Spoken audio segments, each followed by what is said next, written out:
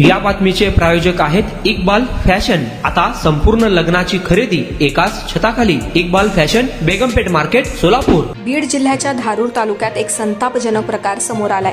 अल्पवयीन मुलीचे तिच्या आई आणि नातेवाईकांनी लग्न लावून दिले आणि नंतर सदर मुलीच्या आईनंच आपल्या जावयासोबत अनैतिक संबंध ठेवल्याचं उघड झालंय।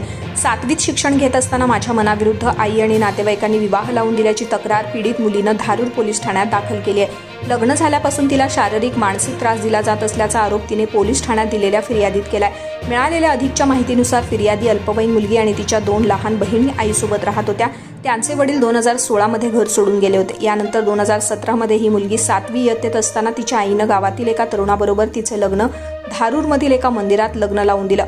या लग्नाला मुलीचा विरोध होता। लग्नात आपली इच्छा नसतानाही आई, सासू, मावशी, चुलत दीर, चुलत सासरा आणि चुलत सासू यांनी लग्न लावलं असं फिर्यादीत सांगण्यात आलंय। काही दिवसांनी या अल्पवयीन मुलीस तिच्या सासरी नांदायला पाठवलं गेलं। तिथे तिच्या पतीनं इच्छेविरुद्ध शारीरिक संबंध ठेवले। याबाबत तिने आईला आणि सासूला सांगितलं असता त्यांनी तिला बळजबरी केली असल्याचा आरोपही या फिर्यादीत करण्यात आलाय।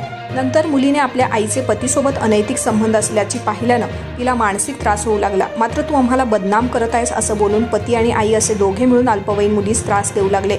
शेवटी या त्रासाला कंटाळून मार्च 2022 मध्ये आजी आजोबांकडे ती गेली आणि त्यांना सर्व प्रकार सांगितला। तेथेही आई आणि पती पोहोचले। त्यानंतर आपल्याला होत असलेल्या या त्रासातून सुटका व्हावी म्हणून त्या अल्पवयीन मुलीनं 17 एप्रिल 2022 रोजी मानवलोक सेवाभावी संस्था अंबाजोगाई येथे जात येथील अधिकारी अरुंधती पाटील यांना सर्व हकीकत सांगितली। 18 एप्रिल 2022 रोजी मानवलोक सेवाभावी संस्थेतील अश्विनी जगताप यांनी हिला बालकल्याण समिती बीड येथे हजर केलं। समितीच्या आदेशानुसार ती अंबाजोगाई येथील सावित्रीबाई फुले मुलींच्या बालगृहात राहत होती।